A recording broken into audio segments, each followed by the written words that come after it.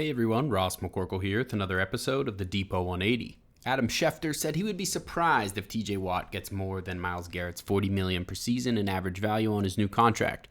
On one hand, that is an absurd, record-breaking contract, and you never want to follow the Browns' market trends for contracts in general, see Deshaun Watson, but that is how negotiations work, and Watt has more leverage now with a higher top-of-market value at his position.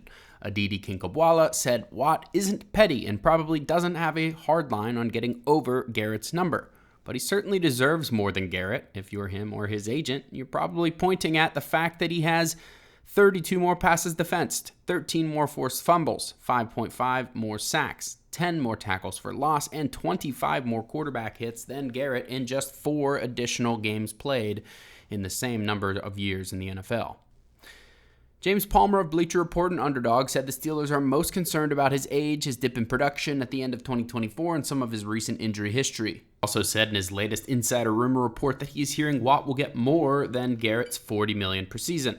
For those who think the Steelers should have gotten the deal done sooner to make it cheaper, Watt would have had to agree to that. He knew full well that Garrett, Trey Hendrickson, Micah Parsons, Max Crosby, Aiden Hutchinson, and others were due for deals, so waiting was always in his best interest. It's likely the Steelers have had an offer on his desk for months. So now it's a game of chicken. Neither side probably wants us to turn into a training camp holdout, which is not a good look for either side, and Watt has already showed he's willing to hold out and not in with his escalation of negotiating tactics during mandatory minicamp compared to his negotiations in 2021.